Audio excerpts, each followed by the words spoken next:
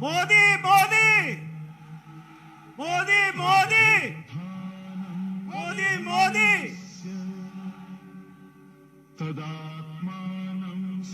मोदी। एक बार जोरदार तालियों से अपने विश्व के लोकप्रिय नेता यशस्वी प्रधानमंत्री जी का स्वागत खड़े होकर जोरदार तालियों से करेंगे। अपने माननीय प्रधानमंत्री जी का जोरदार स्वागत करेंगे। मोदी मोदी मोदी मोदी मोदी मोदी मोदी मोदी मोदी मोदी मोदी मोदी मोदी मोदी मोदी मोदी। जोरदार तालियों से, एक बार जोरदार तालियों से अपने विश्व के लोकप्रिय नेता माननीय नरेंद्र मोदी जी का स्वागत करेंगे। एक बार जोरदार तालियों से खड़े होके, तालियों की गड़गड़ाहट रुकनी नहीं चाहिए। एक बार जोरदार तालियों से भारत माता की, भारत माता की, भारत माता की। अब मैं सर्वप्रथम संयुक्त रूप से काशी क्षेत्र के क्षेत्रीय अध्यक्ष, वाराणसी जिले के जिला अध्यक्ष हंसराज विश्वकर्मा जी से आग्रह करूंगा कि अंग वस्त्र व स्मृति चिन्ह देके माननीय प्रधानमंत्री नरेंद्र मोदी जी का स्वागत करेंगे।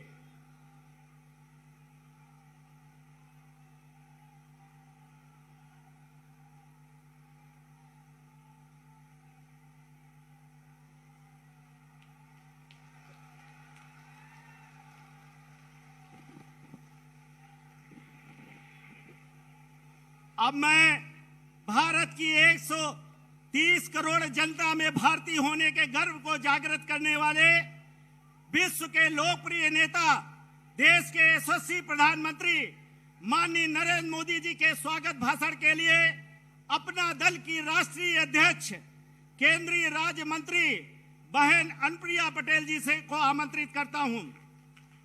माननीय अनुप्रिया पटेल जी।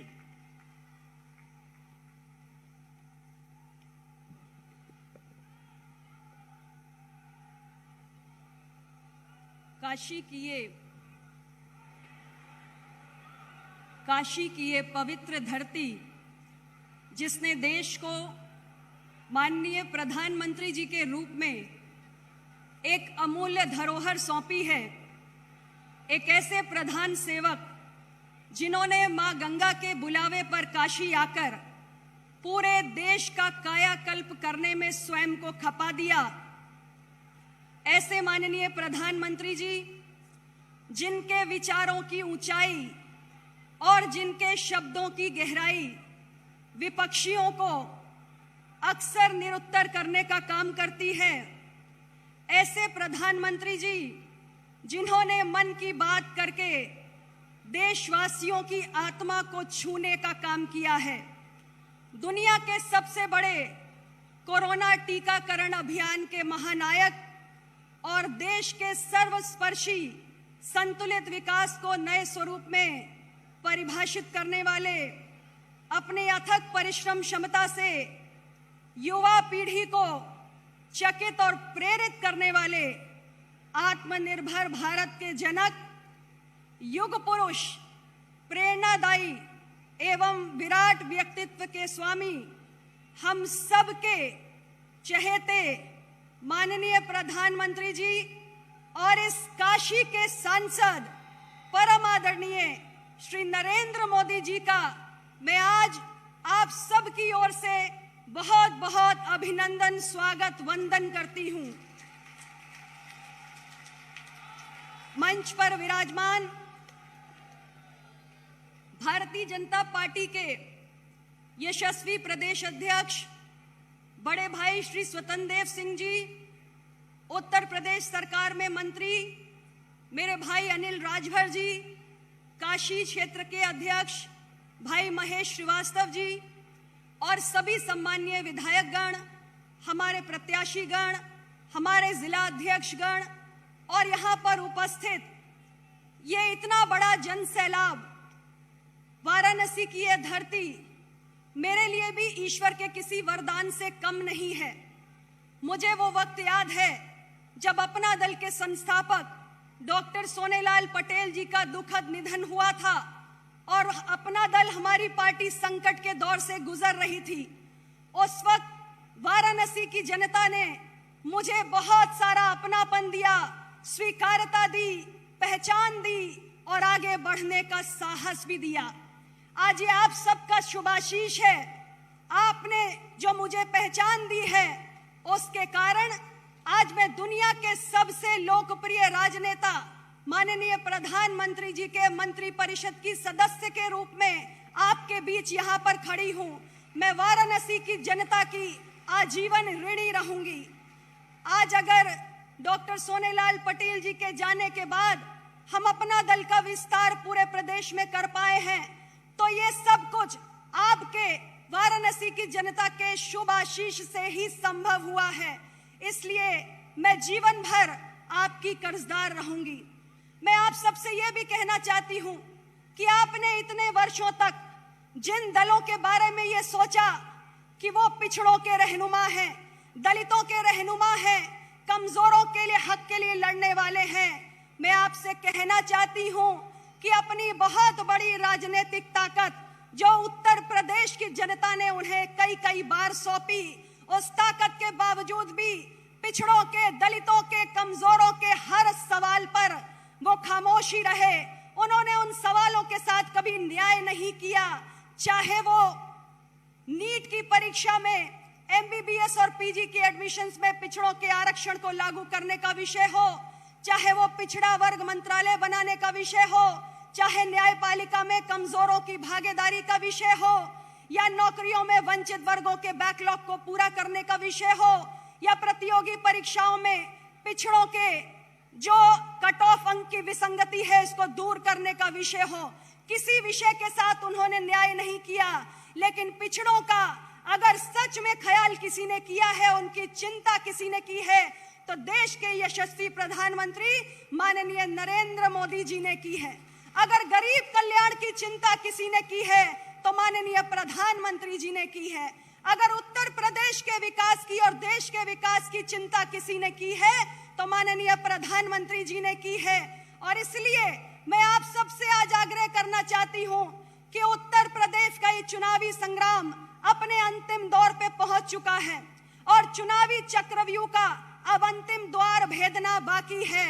आप सबने 6 चरण में ईवीएम का बटन दबाकर एनडीए गठबंधन के प्रत्याशियों के पक्ष में अपने विश्वास की मोहर लगा दी है और पहले चरण से एनडीए के पक्ष में जो बयार बहनी शुरू हुई है, आज यहाँ 7वें चरण तक आते आते ये काशी की धरती है, माननीय प्रधानमंत्री जी का संसदीय क्षेत्र है, यह तूफान का रूप धारण कर चुके हैं। इसलिए मैं आप सबसे ज्यादा लंबी बात ना कहते हुए सिर्फ इतना आग्रह करना चाहती हूं कि 7 तारीख को हमारे एनडीए गठबंधन के प्रत्याशी, हमारे भारतीय जनता पार्टी के प्रत्याशियों के चुनाव निशान कमल के सामने का बटन दबाकर अपना दल के हमारे प्रत्याशियों के चुनाव निशान कप प्लेट के सामने का बटन दबाकर आप सब इस एनडीए गठबंधन के माथे पर विजय श्री का तिलक लगाने का काम करेंगे। इसी अनुरोध के साथ मैं आप सभी को बहुत बहुत धन्यवाद देना चाहती हूँ। साधुवाद व्यक्त करते हुए अपनी बात को समाप्त करती हूँ। नमो बुद्धाय, जय भाजपा, जय अपना दल, जय हिंद। बहुत बहुत धन्यवाद। एक बार जोर से बोलेंगे भारत माता की। अब मैं दलित, शोषित, किसान, मजदूर, नौजवानों, माताओं, बहनों को सम्मानित कर गले लगाने वाले देश के प्रधानमंत्री माननीय नरेंद्र मोदी जी से आग्रह करता हूं कि हम सब काशी वासियों का आशीर्वाद दें।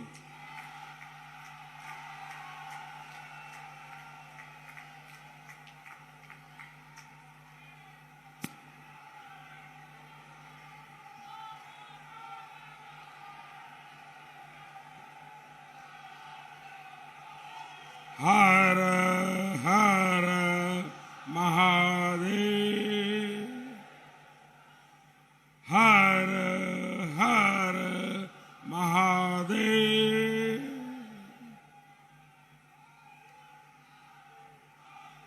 सेवापुरी, रोहनिया, बड़ा गांव, पिंडरा, हरहुआ आदि स्थान से आयल सभी भाई लोगन के प्रणाम है।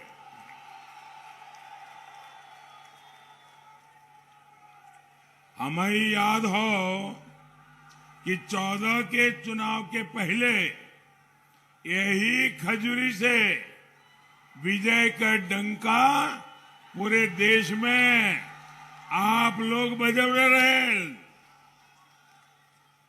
यहाँ के भगवती महारानी और खजूरी हमारे हृदय में हो। आप सब लोगन का हम हृदय से अभिनंदन करते हैं। भाइयों और बहनों, इस चुनाव में मेरी ये आखिरी सभा है। उत्तर प्रदेश ने दशकों से शायद ऐसा चुनाव नहीं देखा होगा। ऐसा चुनाव जब कोई सरकार अपने काम पर, अपनी ईमानदार छवि पर भेदभाव और पक्षपात रहित विकास पर और सुधरी हुई कानून व्यवस्था के दम पर जनता जनार्दन का आशीर्वाद मांग रही हो।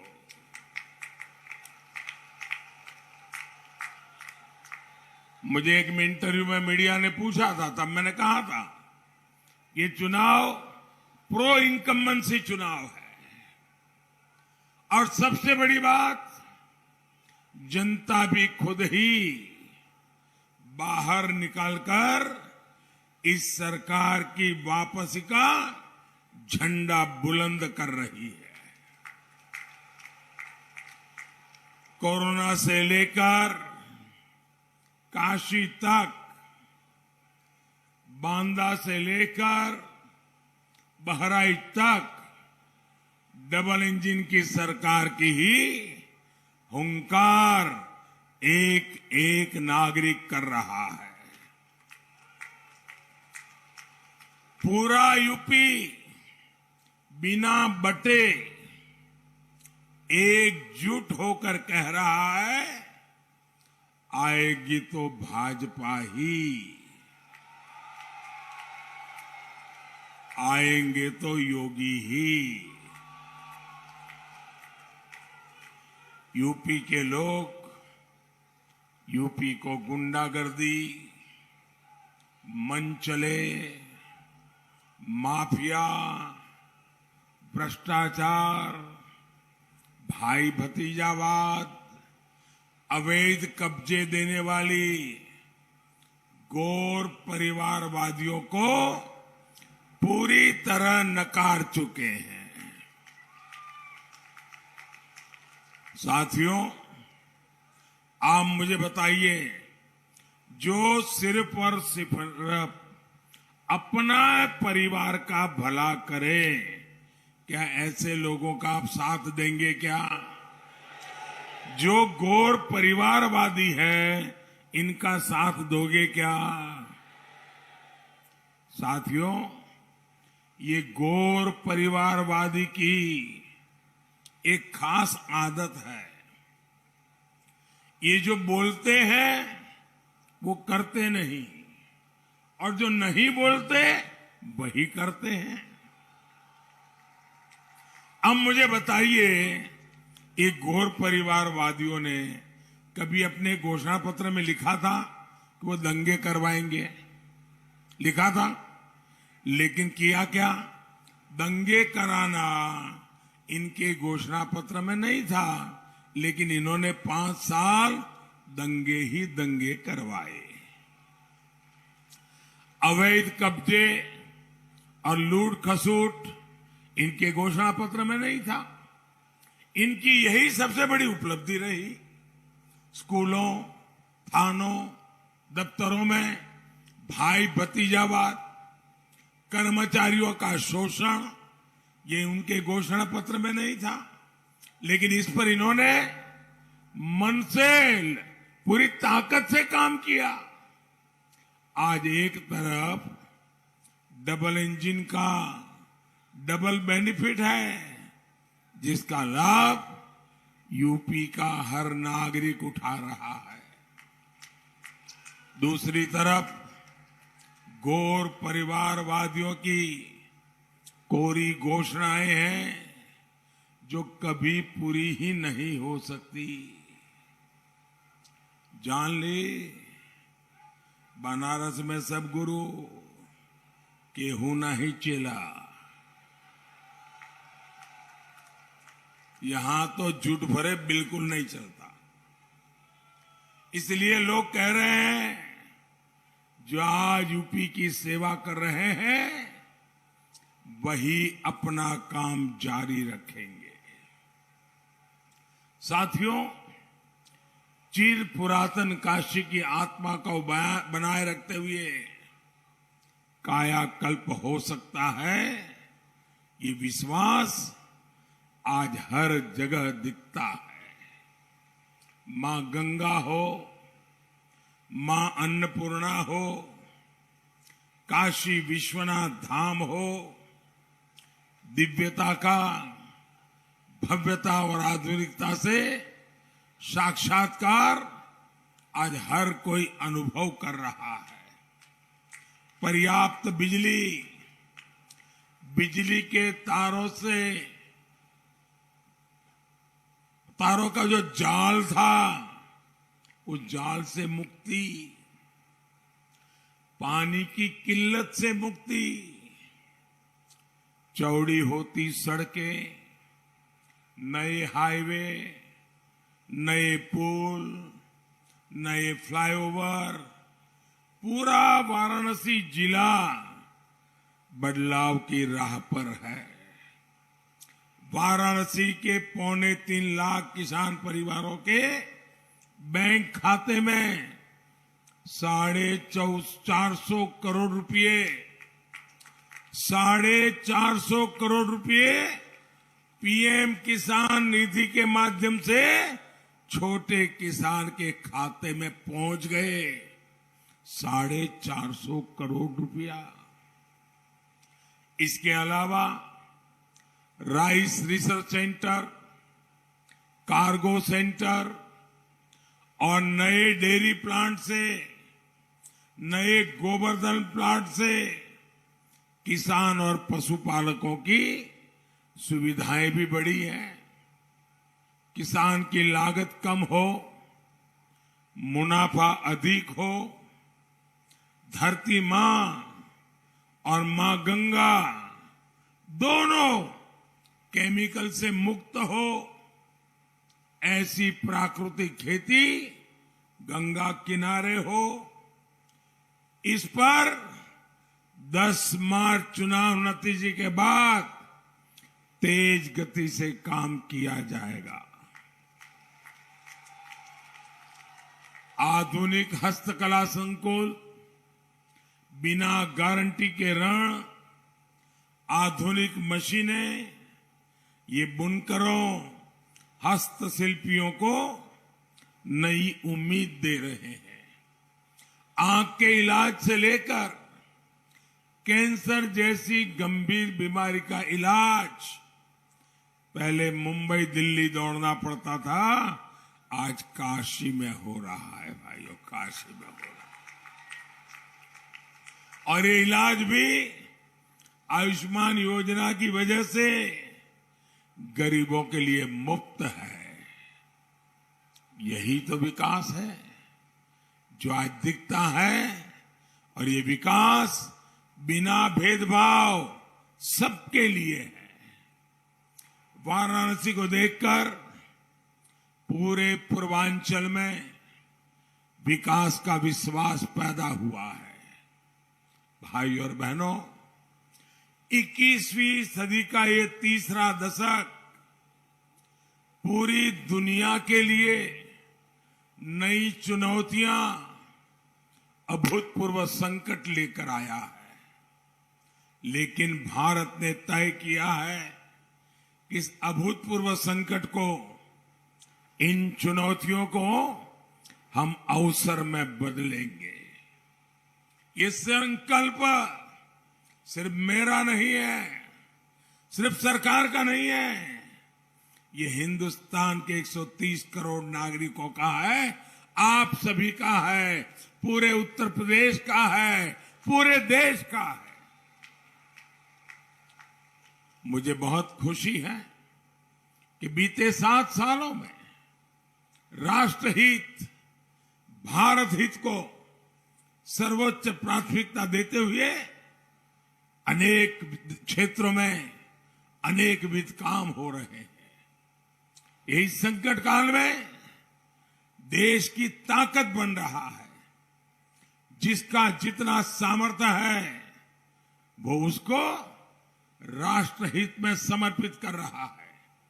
आज अगर भारत के विरुद्ध कोई भी गलत बात होती है तो हर नागरिक एक सुर में उठ खड़ा होता है। इसलिए आज अगर कोई पंचायत के लिए भी वोट करता है तो राष्ट्रहित को देखकर वोट करता है। वो जानता है कि देश ताकतवर रहेगा तो गांव और बिरादरी के मुद्दे भी हल हो जाएंगे। यूपी के लोगों की इसी भावना को उत्तर प्रदेश चुनाव के हर चरण में मैंने खुद अनुभव किया है। साथियों, हमारे गांवों की एक शक्ति ये भी है कि जब संकट आता है तो हर कोई गीले शिकवे भुलाकर एकजुट हो जाता है। लेकिन देश के सामने कोई चुनौती आती है तो एक घोर परिवारवादी इसमें भी राजनीतिक हित ढूंढते रहते हैं। भारत की सेना, भारत के लोग अगर संकट से लड़ते हैं तो ये उस संकट को और गंभीर बनाने के लिए उसमें जो भी परेशानियां पैदा कर सकते हैं पूरी ताकत से करते रहते हैं। ये हमने कोरोना के दौरान भी देखा और आज यूक्रेन संकट के दौरान भी हम यही अनुभव कर रहे हैं। भाई और बहनों, अंध विरोध, निरंतर विरोध, घोर निराशा, नकारात्मकता, यही इनकी राजनीतिक विचारधारा बन चुकी है। वरना देखिए, भारत 2 साल से 80 करोड़ से अधिक गरीब, दलित, पिछड़े, आदिवासी मेरे इन परिवारजनों को मुफ्त राशन उपलब्ध करा रहा है।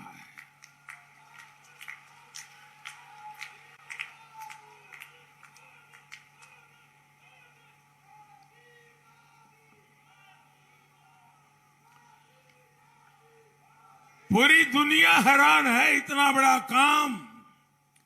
लेकिन मुझे खुशी है कि मेरा गरीब खुश है, मेरी गरीब मां मुझे आशीर्वाद दे रही है।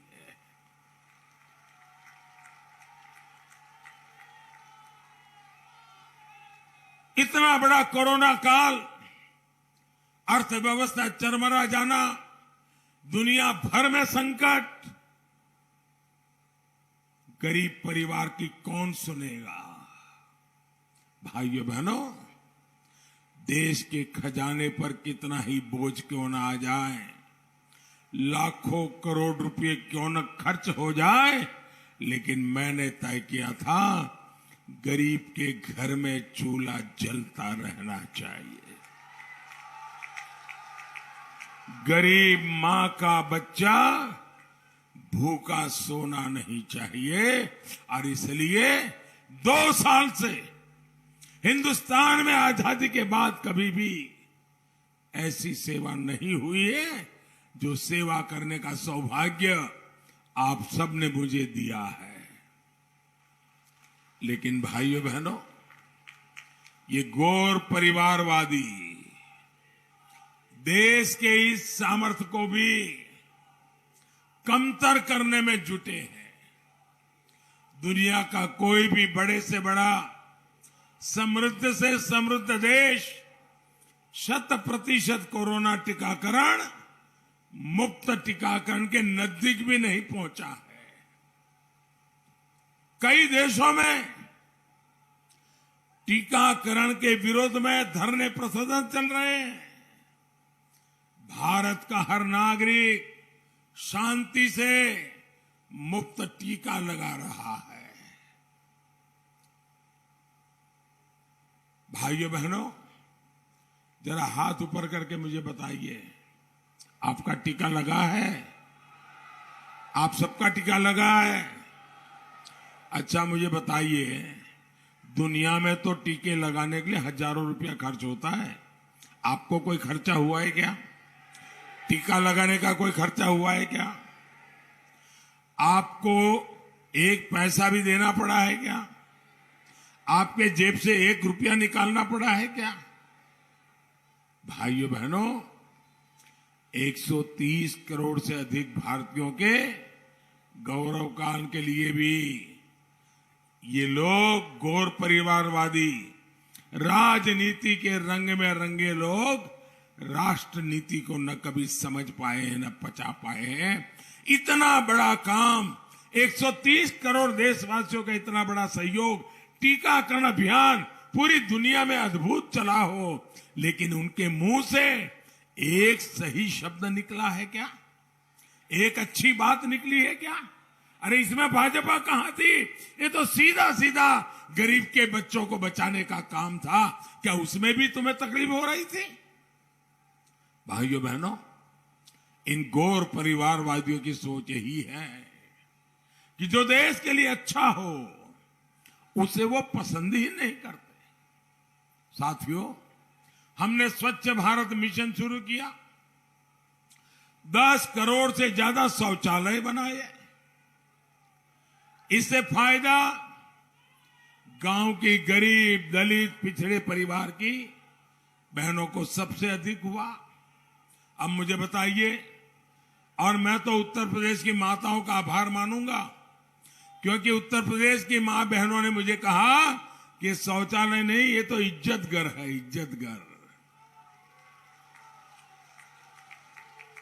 ये महलों में रहने वालों को पता नहीं है दोस्तों, अगर घर में शौचालय नहीं है तो एक गरीब मां को कितनी तकलीफ उठाती है, उनको पता नहीं है।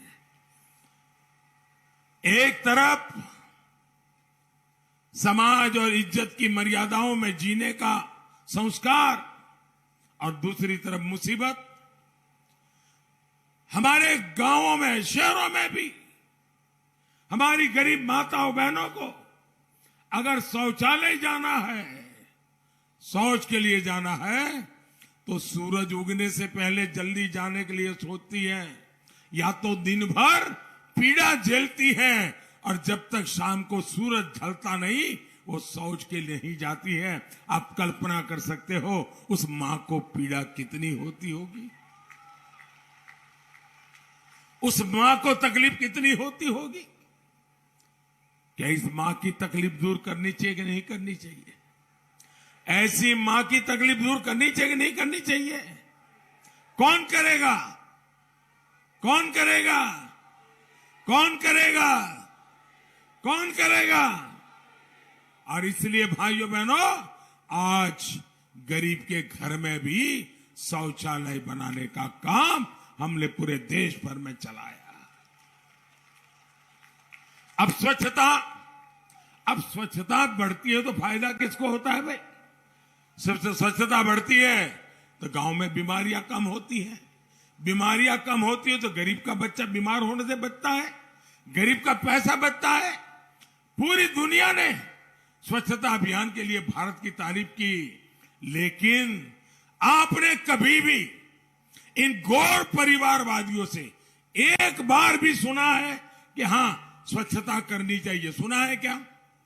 सुना है क्या? अब मुझे बताइए, वो स्वच्छता की बात बता देते तो उनकी राजनीति में क्या खोट पड़ जाती।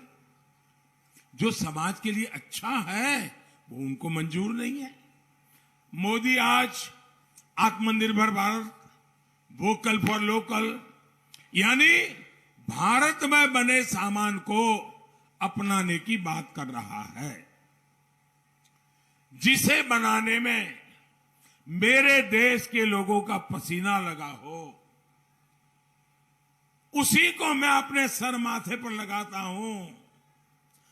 अगर ये बात करता हूं तो भी वो उसका मखौल उड़ाते, मजाक उड़ाते हैं। आप मुझे बताइए भाइयों, बनारसी साड़ियां, उसका मैं गुणगान करूं कि न करूं? उसका गुणगान करूं कि न करूं? हिंदुस्तान के हर कोने में बनारसी साड़ी बिक जाए तो बनारस के साड़ी बनाने वालों को फायदा होगा कि नहीं होगा? मेरा बनारसी लंगड़ा आम, मैं जहां जाऊं मैं बनारसी लंगड़ा आम के गीत गाऊं तो भैया हमारा बनारसी लंगड़ा आम हिंदुस्तान में बिकेगा कि नहीं बिकेगा? मेरे किसान को फायदा होगा कि नहीं होगा? अब बनारसी खिलौने, हमारे गरीब परिवार खिलौने बनाते हैं। अगर मैं चारों तरफ कहूं कि मेरे देश में बने खिलौने खरीदने चाहिए, मेरे बच्चों के हाथ में मेरे देश में बने हुए खिलौने होने चाहिए, तो फायदा किसको होगा? खिलौना बनवाने वाले गरीब लोगों को, मेरे बनारस के लोगों को, मेरे किसानों को, मेरे बुनकरों को, हस्तशिल्पियों को, विश्वकर्मा साथियों को, और इससे उनका आय बढ़ेगा। तो ये अच्छा काम है कि नहीं भैया? मुझे बताइए, काम अच्छा है कि नहीं है? ये हर किसी को करना चाहिए कि नहीं करना चाहिए? इसमें कोई राजनीति है क्या? इसमें भी उनको तकलीफ है। एक बार भी ये जो हमारे विरोधी लोग हैं, एक बार भी उनसे सुना कि भाई अपने देश में बनी हुई चीजें खरीदो, अपने देश में बनी हुई चीजों का उपयोग करो, हमारे देश की चीजों को बढ़ावा दो? एक बार भी सुना क्या? अगर ये आपके मित्र होते, ये आपका भला चाहते, तो आप जो चीजें पैदा करते उसको बेचने के लिए बोलते कि नहीं बोलते? बोलते कि नहीं बोलते? लेकिन उनके मुंह पे ताला लग गया है। भाइयों बहनों, उनको तो यही लग रहा है कि जो काम मोदी करे, बस घोर परिवारवादी वोकल फॉर लोकल से भी चिढ़ते हैं। पूरी दुनिया में आज योग और आयुष की धूम मची है, लेकिन ये घोर परिवारवादी योग का नाम लेने से भी बचते हैं, क्योंकि उनको लगता है अगर योग की बात करेंगे, हिंदुस्तान के लोगों की तबीयत ठीक होगी, उनका शरीर फिटनेस अच्छी होगी, तो ये तो मोदी का गीत गाएंगे, मोदी का गौरवगान करेंगे, इसलिए योग का भी विरोध। साथियों, कांग्रेस ने इससे भी आगे खादी, जो कांग्रेस की एक जमाने में पहचान हुआ करती थी, खादी का कुर्ता पहना मतलब लोग उसको नेताजी मानकर उसके घर में चक्कर काटते थे। खादी से जितना राजनीतिक फायदा उठाना चाहिए उन्होंने उठाया। लेकिन भाइयों बहनों, जो लोग खादी को भूल गए, खादी को छोड़ दिया, जो खादी गरीब माताओं बहनों को रोजी देती है, जो खादी गांव के अंदर रोजगार देती है, लेकिन मोदी ने उस खादी को अंतर्राष्ट्रीय ब्रांड बनाने का काम किया, तो उनको खादी बोलने में ही दिक्कत हो रही है। मैं अगर सिर्फ अपने इस बनारस मंडल की बात करूं ना, सिर्फ यहां की, आपको आनंद होगा भाइयों काम कैसे होता है। हमारे इस बनारस मंडल की बात करूं तो यहां 5 साल पहले, मैं सिर्फ यही की बात कर रहा हूं, 5 साल पहले करीब करीब 90 करोड़ रुपए की खादी की बिक्री होती थी एक साल में, 90 करोड़ की। आज 170 करोड़ रुपए से ज्यादा ये खादी हमारे इस मंडल में बनती है, बिकती है। अब गरीब को रोजगार मिला कि नहीं मिला भाई? गरीब के घर में पैसा गया कि नहीं गया? पूरे देश में ही खादी से जुड़े लोगों की आय बढ़ी है, लेकिन इन गौर परिवारवादियों ने इससे भी अपना मुंह फेर लिया है। भाइयों और बहनों, इस साल देश ने आजादी के 75 वर्ष पूरे किए हैं। पूरा देश आजादी का अमृत महोत्सव मना रहा है। मुझे बताइए भाई, आपके परिवार में आपके माताजी का जन्मदिन हो, पिताजी का जन्मदिन हो, या बहू का जन्मदिन हो, या बेटे बेटी का जन्मदिन हो, तो घर के सब लोग उस जन्मदिन को खुशी मनाते कि नहीं मनाते हैं? मनाते कि नहीं मनाते हैं? मनाते कि नहीं मनाते हैं? वो पूरे परिवार का उत्सव बन जाता है कि नहीं बन जाता है? अब भारत की आजादी, हमारे आजादी के सेनानियों ने इतना बड़ा त्याग तपस्या की, बलिदान दिए, उस आजादी को 75 साल हुए। ये सब हिंदुस्तानी को गौरव होना चाहिए कि नहीं होना चाहिए? आजादी के अमृत महोत्सव का गर्व होना चाहिए कि नहीं होना चाहिए? आप हैरान हो जाएंगे, इनका दिल में मोदी के प्रति इतना विरोध भरा पड़ा है कि उनके मुंह से ये आजादी के अमृत महोत्सव का आनंद और भागीदारी करने से भी कतराते हैं। भाइयों बहनों, ये न देश का भला कर सकते हैं, न आपका भला कर सकते हैं। जिनकी सोच इतनी संकीर्ण हो, जिनकी